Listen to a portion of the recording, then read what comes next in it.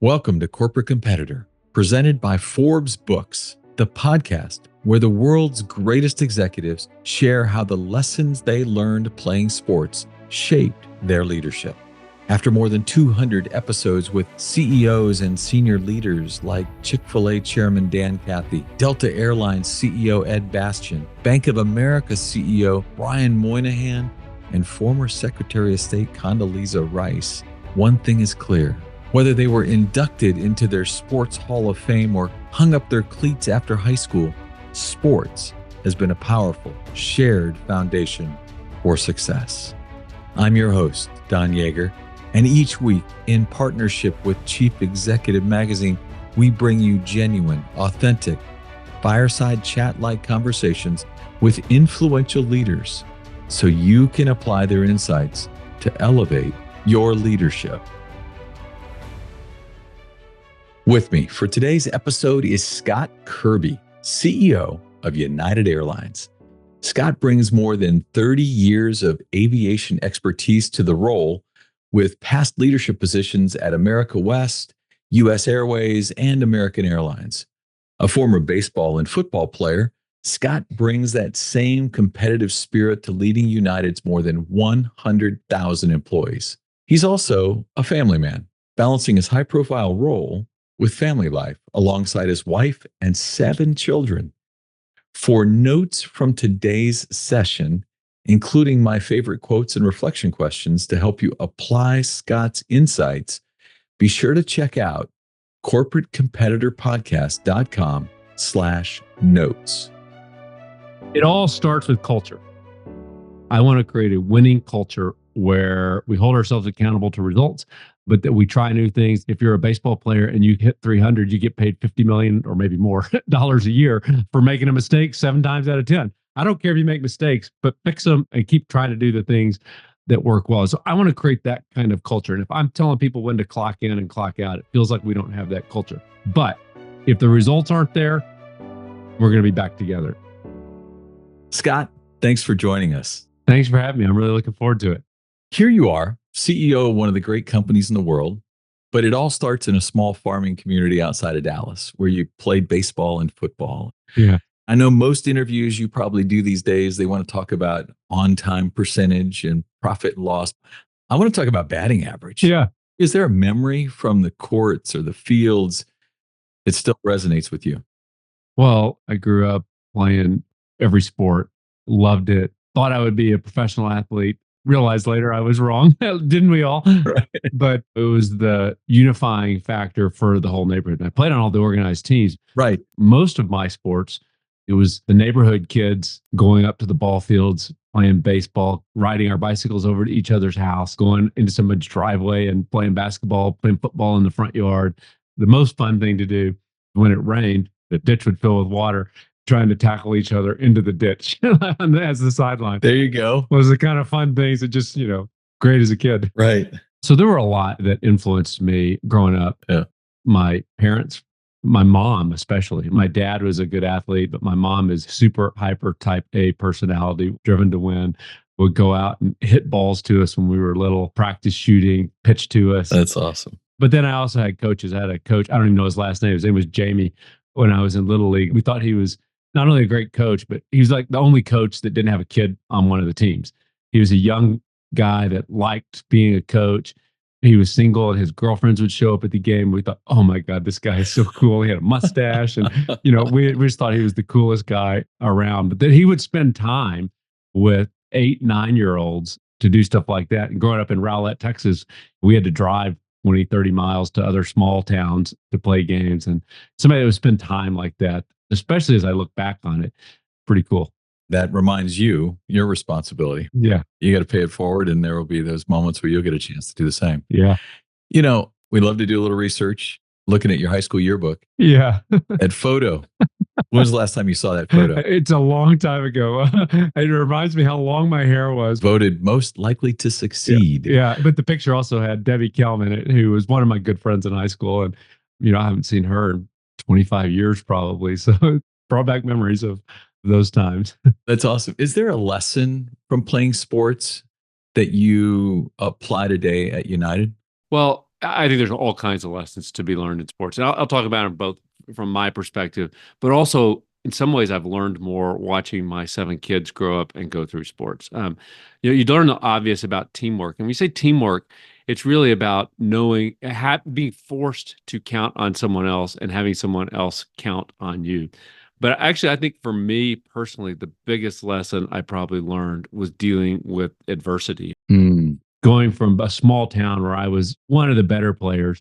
And as I got older, I started playing in the town next door and turned out I wasn't one of the better players. I mean, I could picture the field in my mind when the epiphany hit me. There was a limit to how far I was going to go in sports. Dealing with that, dealing with loss. I can remember a game that I lost by making an error at shortstop. I was probably 10 years old. I remember it. You were doing that before Aaron Judge did. Look at you. Yeah, well, he gets paid a lot more. I'm 10 years old. I was allowed. But later, I went to the Air Force Academy and there learned what I thought was maybe the best life lesson you can learn, which is no excuses, sir. It's similar in sports.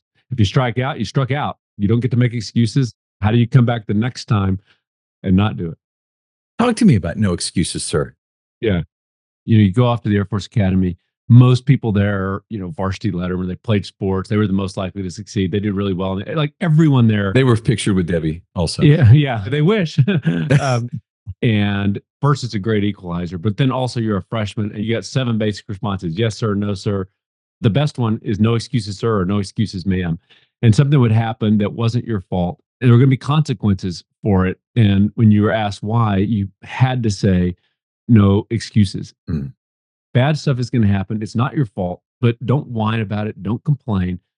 Figure out how to overcome it. I think it's been one of the biggest strengths. Instead of feeling sorry for yourself about challenges or things that aren't fair, how do you overcome them and turn a challenge into an opportunity?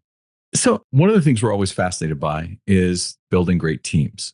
I actually wrote a book on building great teams, spent 5 years studying the best of them. And one of the most important chapters was adjusting quickly to leadership transitions.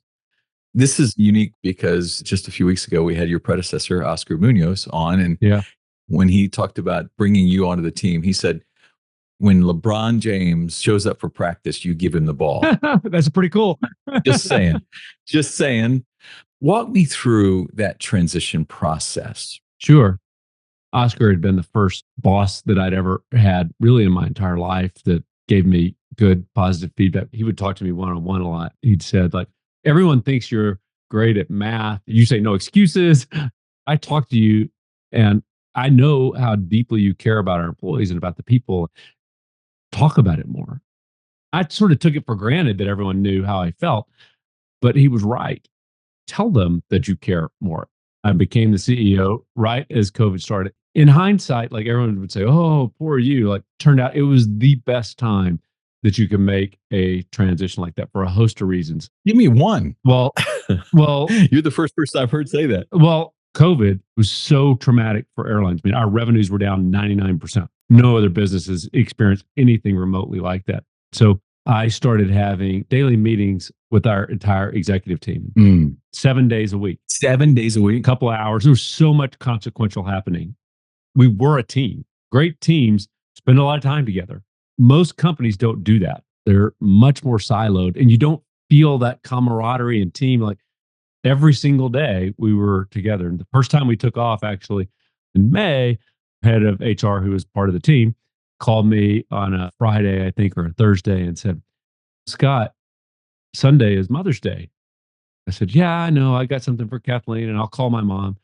Well, do you think maybe we should take one day off from meeting? Like, oh, but it was a really good point. And we still do it 3 times a week, 2 hours with that team, and we just talk. Because of that, we are a team. Everybody knows what's going on. They know what the playbook is. We go to our game on Sunday. We know what the plan is as a team. We all know each other. And it's not just about the business. We know everything that's going on in each other's business, but we know each other as people. We do a once-a-year executive offsite and we bring our spouses to it. It was really important. That's something that hadn't done before. They're part of the team too. Darn straight. None of us can do what we could do without spouses that are supportive. Right. And any great team, the coach has the team together. Right. We got to go to the Cowboys 49ers game. Pretty cool. And they let us come down to the locker room. And at the end of it, Coach Shanahan stands there, rallies, and talks to the team, and the captains stand up and talk. Like, it's about how you feel. You feel like a team. Companies don't do that.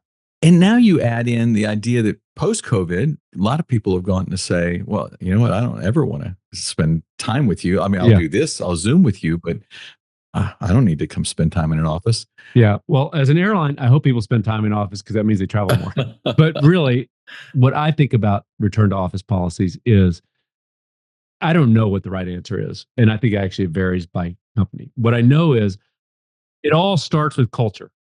I want to create a winning culture where we hold ourselves accountable to results, but that we try new things. If you're a baseball player and you hit 300, you get paid 50 million or maybe more dollars a year for making a mistake 7 times out of 10. I don't care if you make mistakes, but fix them and keep trying to do the things that work well. So I want to create that kind of culture. And if I'm telling people when to clock in and clock out, it feels like we don't have that culture. But if the results aren't there, we're going to be back together. And we've got a number of groups that are back together in person because the results work there. And we do spend a lot of time together on video, but we also in person. And somebody who told me about Coca-Cola CEO pre-pandemic lived in London. He had a month where everyone had to come to Atlanta. So we now do that in Chicago. In that week, like there's no vacations, there's no business trips. Before COVID, we never had everybody in the office at the same time. Now it's everyone. There's no excuses. Everybody knows to expect it. Yeah. And we've scheduled it out 2 years in advance. Right. You know, I feel like we accomplished more in that week together than we used to do in a month together because it's intense, it's focused. It's the only time I get behind on email. The other thing that I do that I find really valuable now, every month I go out to Denver where we train all of our pilots. I go every month down to Houston where we train our new hire flight attendants. I get to see thousands of employees every month. Instead of sitting at the Willis Tower in downtown Chicago, you're meeting in the operation. We're at a training center with a bunch of simulators, or at the Houston airport and at the in-flight training center where we got a swimming pool where people practice ditching and all that kind of stuff. It's just a different experience than sitting in an office building. What an important lesson there too, is that you going to them makes such a difference. Yeah. It's a part of camaraderie. It's part of being the team. I may be the coach, but we only win together. Right. And along these lines, one of the things I read about you was that early in your tenure, you realized there was something undermining the culture of teamwork on your team. And in your industry, they're called delay codes. Yeah. Where a flight is delayed and they have to put blame on somebody. Is it the pilot? Is it the ground crew? You realized that though it was an industry standard, it was actually undercutting your efforts to make people feel like they were part of one team. Yeah. You know, delay codes, anytime a flight is delayed, even if it's 1 minute, why was the flight delayed? Right. Was it a maintenance issue? Did the boarding process take too long? Essentially, it's pinning the blame on someone or some group. Right. Talk to and listen to frontline employees. I wanted to get rid of them for years. The reason I thought delay codes were a problem, not because I sat at headquarters and thought they were a problem, is because I went out and I talked to employees and they told me the stories of what happened. At every airline I was at, they would say, well, that's not the purpose of it. The purpose of this is for us to understand what the problem is so that we can get better. Nobody ever gets held accountable. But you go out to the airport and talk to people, they would have fights that lasted for 4 hours with 7 or 8 people in the room over a 1 minute delay and who got pinned. And not everything you're going to hear from somebody on the front line is going to be possible to solve. But if you hear something over and over, there's a grain of truth, at least a grain of truth, if not a whole truckload of truth to what they're saying. So whether it was true or not, they felt like they were going to be blamed. By the way, there's no way that 100,000 people felt like there was accountability and there wasn't accountability. There was. Right. Somebody had to have been yelled at some stage. The senior VP may have said there shouldn't be, but they were. So I just culturally wanted to get rid of it. And everyone said, for years, we won't have the data to get the airline better. And eventually I just said, we're getting rid of it on this date. Because we can get the data from other sources. We have all kinds of data on things at an airline. It's a culture change to have people be on one team. Instead of worrying about if this flight turns out to be a minute late, who's going to get the blame? They all work together to how do we get the flight out early? And guess what? You have fewer flights that are delayed. Those cultural things are what change companies. Absolutely. And it's funny because there's so many people who go, oh, I'm so tired of that word culture. Look, that's what the Detroit Lions are right now. Yeah. And sadly, it's what your Dallas Cowboys are not. It really is culture.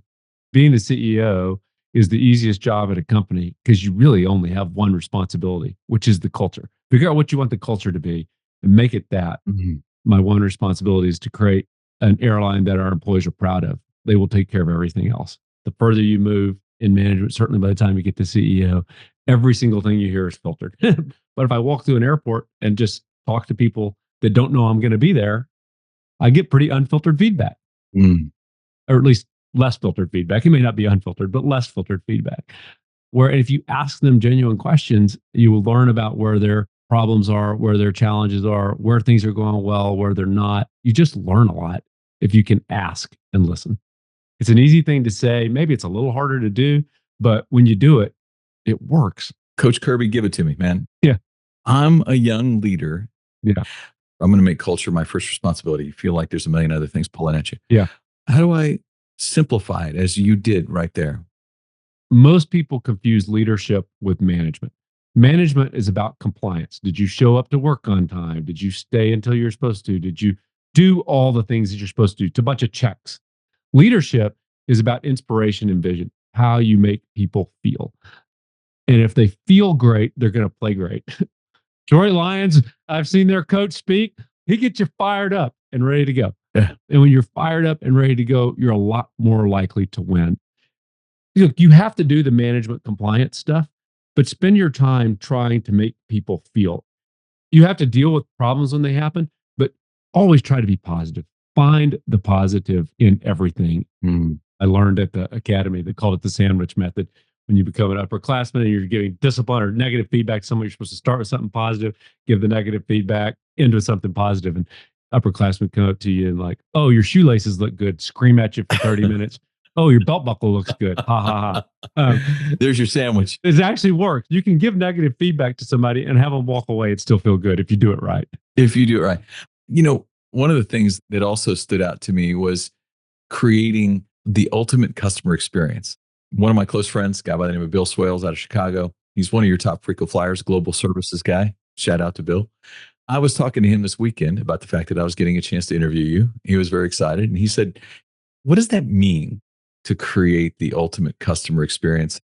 Frankly, that's so big and hairy and audacious. Well, it's really not. In fact, it's simple. Create an airline that our employees are proud of.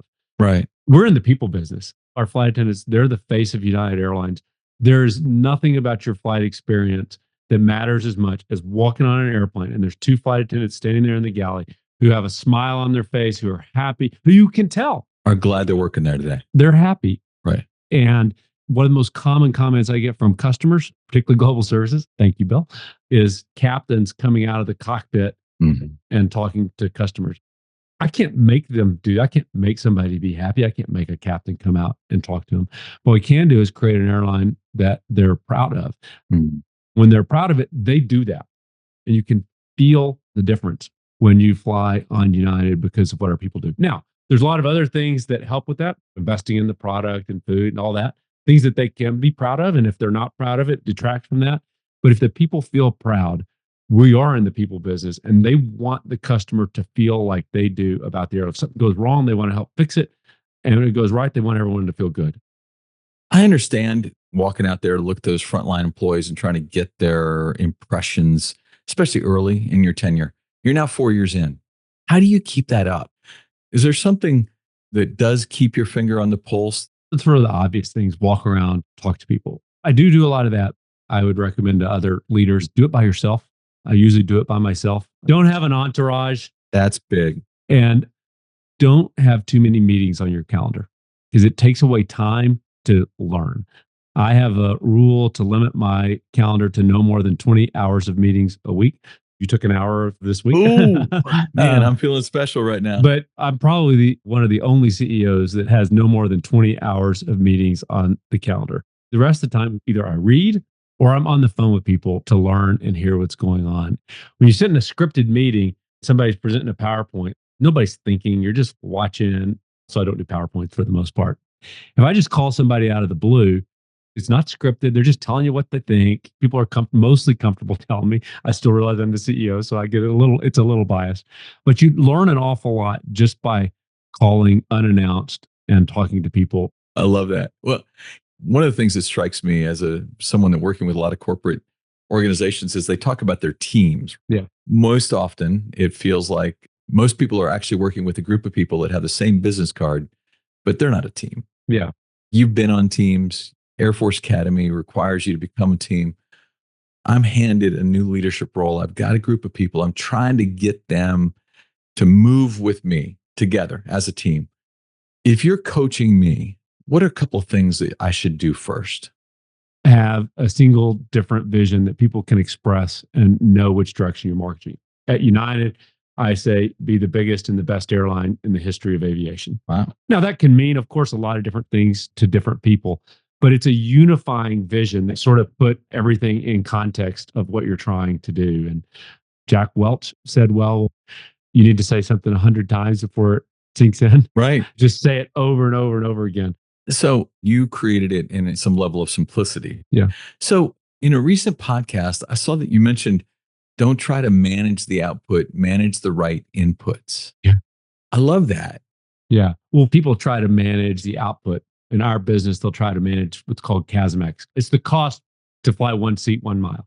Perfect example of why when you try to manage the input, you get a bad output. Because if you want to lower the cost per seat, all of a sudden, oh, I can cut a meal off of this flight. Right. Let's stop giving soft drinks. Yeah, you take the cheese off the pizza. Right. It's cheaper to produce a pizza when you take all the cheese off, but you don't sell as many pizzas. Yeah. You also get people focused on things that they can't manage, or that if they manage incorrectly. On-time performance is really important, but you have to be careful, like departure within zero. That's more likely to keep the airline running on time, but it will lead to employees slamming the door in customers' faces and not letting them make a connecting flight. So you got to empower employees and trust them to know when the metric is the wrong metric. I should hold and wait for these customers that are coming. My flight's going to depart. The door's going to close 3 minutes late. We can probably make it up in the air anyway. Empower them to do something like that, because otherwise, that was one of the biggest transformations we made, is changing what we call it connection saver, hold airplanes for connecting customers. Because not just about those connecting customers, it's about the culture. Right. If you're a gate agent and you spent 20 years slamming the door in people's faces, they come scream at you justifiably, and you wish you could open the door and let them on, and you're not allowed to, and your leadership tells you to care about customers, you think the leadership is full of it, disconnected. All those things were right. Yeah. The outputs are what happen. The inputs are what lead to the right output. You know, a sports team, you design a great play. Like, look, sometimes, someone trips or they drop the ball or the pass isn't there. But you design the best plays, you practice, you make yourself as ready as possible. That's the input. And usually that leads to the right output. It doesn't always, but usually it does. Yeah. It's not just the output. You want to make sure that you're thinking about what's going into us being able to create a better answer.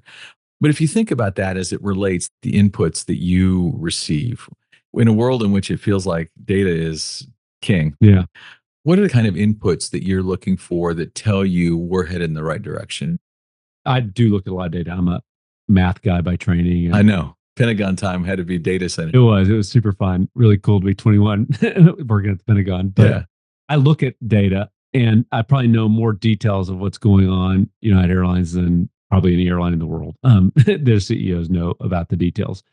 But after I became CEO, I have to make far fewer decisions than I used to make. In fact, the only decisions I should make are the decisions that only I can make. I need all that data to understand where we are, where we're headed. But if I start trying to make smaller decisions, then I have to make all decisions and no one else will feel comfortable making them. Right. It's a different skill set, knowing when not to make a decision, even when you disagree, but also learning how to influence decisions and ask the right questions of people. Either they convince me that what I thought was wrong, which also happens a lot, or that they get to the right answer on their own. And somebody feels so much better getting to an answer on their own. You can say, wow, that's great, even if it's what I already thought. Only decisions I should make are the decisions that only I can make. Right. Boy, gold there. So I'm fascinated by the concept of momentum. Momentum requires a moment. It kicks it off. Yeah. Have you ever had a moment or an event or a choice or decision that you believe has shifted the momentum in the business unit you've been leading? A lot of them. Yeah. Look, momentum is important because it's human nature. Mm. When you feel good, when you're positive, you're more likely to be aggressive, to find other ways to be positive. You have more confidence. When you have more confidence, you're more likely to succeed. And winning is the best momentum. Going into the game thinking I'm going to win, you're a lot more likely. That's the Joe Namath quote. Right. It makes it more likely. Yeah. It really does matter. I understand. I've spent time with LeBron James, and today I've done it again. I wish I could dunk. It's not necessary. Scott Kirby, I cannot thank you enough for giving us one of your 20 hours this week and being a corporate competitor with me. Thanks for having me. I enjoyed it. Man, that was fun. I enjoy these conversations often, seldom as much as that. Scott Kirby, what a rock star. I could see why he was compared to LeBron James. The one, I thought how important it was. We talked about how if we want to build a great team, we have to spend time together. And that time cannot be structured. It can't be filled with presentations.